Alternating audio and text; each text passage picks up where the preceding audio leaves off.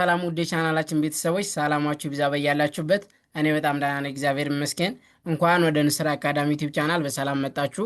ለዚህ ዩቲዩብ ቻናል አዲስ ከሆናችሁ ሰብስክራይብ፣ ላይክ፣ ሼር በማድረግ አበረታቱን። ለእናንተ የአንድ ደቂቃ ስርዓት ለእኛ ግን ይጠቅመናል፣ ብዙ ሰዎች ላይ እንዲደርስ ይሆንልናል ማለት ነው። እንደሚታወቀው በዚህ ዩቲዩብ ቻናል መሰረታዊ የእንግሊዝኛ ትምህርትን ከመጀመሪያው ጀምረን እየተመማር እንገኛለን። በተለይም ደግሞ ብዙ ኢትዮጵያ ሕዝብ የሚጠቀመውን አማርኛ በእንግሊዝኛ ፎከስ አድርገን እየሰራ እንገኛለን ማለት ነው።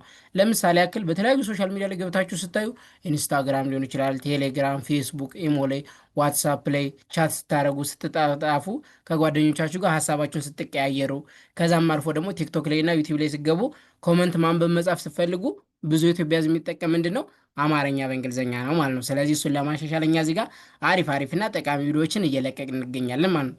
ሁሌም እንደምላችሁ በቃ አማርኛ ማንበብ መጻፍ ለምችሉ ልጆች አማርኛ በእንግሊዝኛ የአንድ ወር የሁለት ወር ትምህርት ነው። በጣም ቀላል ነው። እንግሊዝኛ ውስጥ ያሉ 26 ሌተሮች አሉ። ቫውልና ኮንሶናንት አናባቢና ተነባቢ። ከዛ ደግሞ የአማርኛ 34ቱን ፊደል በእንግሊዝኛ ፊደሎች መጻፍ ከቻላችሁ አማርኛ በእንግሊዝኛ በጣም ቀላል ነው፣ እመኑኝ ማለት ነው። ኖርማል እንግሊዝኛ ዳይሬክት እንግሊዝኛ እሱ ትንሽ ሊያስቸግርና ጊዜ ሊወስድ ይችላል ማለት እንጂ ይሄኛው በጣም ቀላል ነው ማለት ነው። ስለዚህ ከዛ በተረፈ ደግሞ ትምህርቱን ኦንላይን መማር ለምትፈልጉ ልጆች እኛ ትምህርቱን ኦንላይን በዙም፣ በቴሌግራም፣ በኢሞ፣ በዋትሳፕ እያስተማር እንገኛለን። ስልክ ቁጥራችን እዚህ ጋር አለላችሁ፣ ደውሉን፣ ሀይበሉን ማውራት እንችላለን ማለት ነው። በዛሬ ትምህርታችን ደግሞ ይዤላችሁ የመጣው ረዣዥም አረፍተ ነገሮችን እንዴት አድርገን በእንግሊዝኛ እንጥፋለን የሚለውን አብራችሁ እስክሪብቶና ወረቀት ተከታተሉ። ልጀምር። ረዣዥም አረፍተ ነገሮችን መጣፍ ይላል እዚህ ጋር እሱ እንደምታዩት። እሺ፣ የመጀመሪያው ከባድ ጊዜያት የጥንካሬ ቁልፎች ናቸው። ከባድ ጊዜያት የጥንካሬ ቁልፎች ናቸው ይባላል ማለት ነው። ኦኬ፣ እንዴት እንደምንጥፈው ላሳያችሁ ማለት ነው። እሺ፣ አንድ የአማርኛው ልድገምላችሁ። ከባድ ጊዜያት የጥንካሬ ቁልፎች ናቸው። በአንድ ላይ ምን ይሆናል? ከባድ ጊዜያት የጥንካሬ ቁልፎች ናቸው ይላል ማለት ነው። ስለዚህ ከን ለመጣፍ ኬና ኢ፣ ባ የበ አራተኛ ፊደል ናት። አሁን እዚህ ጋር ብዙ ተማሪዎች ስትጥፉ የምትቸገሩ ቫውሎችን አጠቃቀማቸውን አላውቅ እያላችሁ ነው ማለት ነው። ኮንሶናንቱን ተነባቢውን ታወቃችሁ ማለት አሁን ምሳሌ ባ ስንል እንደ በዘር የምትነበብ የእንግሊዝኛ ፊደል ድምጿ ማን ነው? ተመሳሳይ ቢ ናታ። ባ ስንል የበዘር ማን ነው? ቢ ነው፣ ዋና ቋሚዋ ማለት ነው። ደ ስንል ደግሞ ዲ ነው። ግን አብረን የምንጠቀማቸው ቫውል ምንድን ናቸው የሚለውን በባለፈው ቪዲዮም ሰርቼላችኋለሁ። አንደኛ ላይ ኢ እንጠቀማለን፣ ሁለተኛ ላይ ቫውል ዩ እንጠቀማለን፣ ሶስተኛ ላይ ቫውል አይ እንጠቀማለን፣ አራተኛ ፊደል ላይ ቫውል ኤ እንጠቀማለን፣ አምስተኛ ፊደል ላይ ቫውል ኢ እንጠቀማለን። አሁንም ስድስተኛ ፊደል ደግሞ ምንም አንጠቀም፣ ኮንሶናንቱን ወይም ተነባቢውን ብቻ እንጠቀማለን ማለት ነው። ሰባተኛ ፊደል ደግሞ ቫውል ኦ እንጠቀማለን። በቃ መጀመሪያ መያዝ ያለባችሁ እነዚህ ነው ማለት ነው። አይምሯችሁ ላይ ቁጭ ማድረግ ያለባችሁ። ከዛ ኮንሶናንቱን ከቫውል ጋር አብራችሁ ከነዚህ ጋር እያጣመራችሁ ስጥፉ በጣም ቀላል ነው ማለት ነው። ስታነቡም እንደዚው ከነዚህ ፊደል በፊት ምሳሌ ኦ ፊደል አለቻ። ከኦ ፊደል በፊት ቢ ከመጣች ይሄ ምን ተብሎ ይነበባል ማለት ነው? ቦ። ቫውሎች አብረው የሚያናብቡ ምንድነው? በስተግራ በኩል ያለውን ፊደል ነው ማለት ነው። አሁን ምሳሌ ሌላም እዚህ ጋር ዩ ፊደል አለቻ። አሁን ኤስ እና ዩን ባመጣ ዩ ከማን ጋር ናት? ከኤስ ጋር ናት። ስለዚህ የሰ ሁለተኛ ፊደል ማለት ነው ሱ ብለን እናነባታለን ማለት ነው። በዚህ መሰረት በቃ መለማመድ ትችላላችሁ ማለት ነው። እሺ፣ ስለዚህ ከኬና ኢ፣ ባን ለመጣፍ አራተኛ ፊደል ስለሆነች ቢና ኤ፣ ድ ስድስተኛ ናት፣ ዲ ብቻዋን። ከባድ ጊ እንደገምትነበብ ጂ ናት። ስለዚህ ጊ ደግሞ ስንተኛ ናት? ሶስተኛ ናት። ሶስተኛ ደግሞ ቫውል ማን እንጠቀማለን? አይና።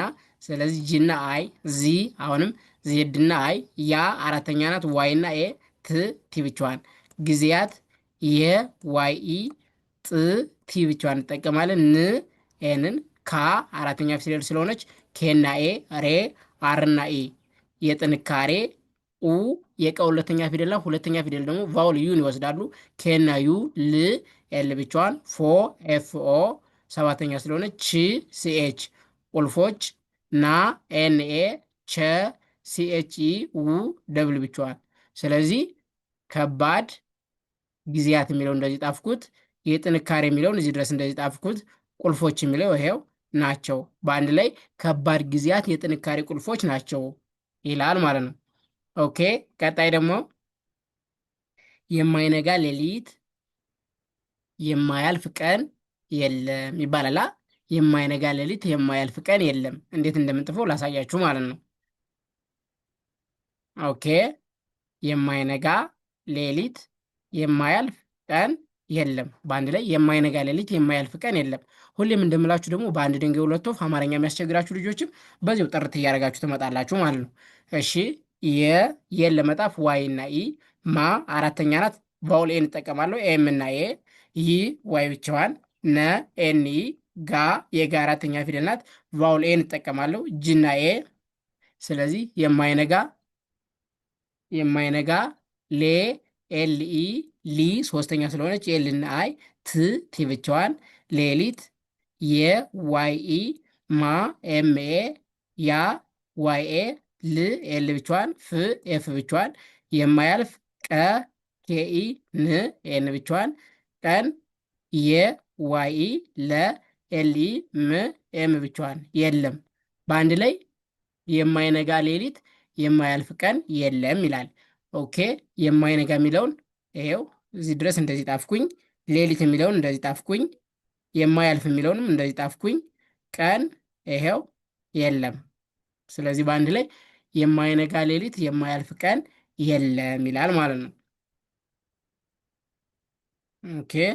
ቀጣይ ደግሞ ለፈጣሪ የሚሳነው ነገር ምንም የለም። እውነት ነዋ። ለፈጣሪ የሚሳነው ነገር ምንም የለም። እንዴት እንደምጥፈው አሳያችኋለሁ ማለት ነው። ኦኬ። ለፈጣሪ የሚሳነው ነገር ምንም የለም ይላል አማርኛው በአንድ ላይ። ለፈጣሪ የሚሳነው ነገር ምንም የለም። ለ አንደኛ ናት፣ ኤል ኢ፣ ፈ ኤፍ ኢ፣ አ አራተኛ ናት፣ ቲ እና ኢ፣ ሪ አር አይ፣ ለፈጣሪ የዋይ ኢ፣ ሚ ኤም አይ ሶስተኛ ስለሆነች፣ ሳ አራተኛ ናት፣ ኤስ ኤ፣ ነ አንደኛ ናት፣ ኤን ኢ፣ ው ስድስተኛ ናት፣ ደብል ብቻዋን፣ የሚሳነው ነ ኤን ኢ፣ ገ ጂ ኢ፣ ር አር ኢ፣ ይቅርታ አር፣ ነገር ም የምንጠቀማለን፣ ን ኤንን፣ ም አሁንም ምንም፣ የዋይ ኢ፣ ለ ኤል ኢ፣ ም ኤም ብቻዋን፣ የለም። በአንድ ላይ ለፈጣሪ የሚሳነው ነገር ምንም የለም ብለን መጣፍ እንችላለን ማለት ነው። ኦኬ። ቀጣይና የመጨረሻው ደግሞ ምን ይላል? በየቀኑ አዲስ ነገር ለማወቅ ሞክር። በየቀኑ አዲስ ነገር ለማወቅ ሞክር ይላል ማለት ነው። ኦኬ። አማርኛው ልድገሙ አንዴ። በየቀኑ አዲስ ነገር ለማወቅ ሞክር። በአንድ ላይ በየቀኑ አዲስ ነገር ለማወቅ ሞክር። በቢና ኢ፣ የዋይና ኢ፣ ቀ ኬና ኢ፣ ኑ የነ ሁለተኛ ፊደል ስለሆነች ኤንና ዩ። ስለዚህ በየቀኑ አ ኤን እጠቀማለሁ፣ ዲና አይ፣ ስ ኤስ ብቻዋን፣ አዲስ ነ ኤን ኢ፣ ገ ጂ ኢ፣ ር አር ብቻዋን፣ ነገር ለ ኤል ኢ፣ ማ ኤምኤ፣ ወ ደብሊው ኢ፣ ኬ ብቻዋን፣ ለማወቅ ሞ የመሰባተኛ ፊደል ናት፣ ኤም እና ኦ፣ ክ ኬ ብቻዋን እጠቀማለሁ፣ ር አር ብቻዋን፣ ሞክር። ስለዚህ በአንድ ላይ በየቀኑ አዲስ ነገር ለማወቅ ሞክር ይላል ማለት ነው። እሺ። በየቀኑ አዲስ የሚለው እንደዚህ ጣፍኩኝ፣ ነገር የሚለው እንደዚህ ጣፍኩኝ፣ ለማወቅ ሞክር። በየቀኑ አዲስ ነገር ለማወቅ የሚለውን እንደዚህ መጣፍ እንችላለን ማለት ነው። ስለዚህ በቃላ ደጋግመን ፕራክቲስ ታደረግን በጣም ቀላል ናቸው ማለት ነው። ስለዚህ የዛሬ ትምህርታችን ከባድ ጊዜያት የጥንካሬ ቁልፎች ናቸው። ይሄው እንደዚህ ጣፍ። የማይነጋ ሌሊት የማያልፍ ቀን የለም፣ እንደዚህ ጣፍኩኝ። ለፈጣሪ የሚሳነው ነገር ምንም የለም፣ ጣፍኩኝ። እንደዚህ በየቀኑ አዲስ ነገር ለማወቅ ሞክር፣ እንደዚህ ጣፍኩ ማለት ነው። ስለዚህ ደጋግማችሁ ፕራክቲስ ታደረጋችሁ የአማርኛ ፊደሎችን 34ቱንም ወደ እንግሊዝኛ ሲቀየሩ እንዴት ይሆናሉ የሚለውን መጀመሪያ እነዛም ፎከስ አድርጉ ማለት ነው።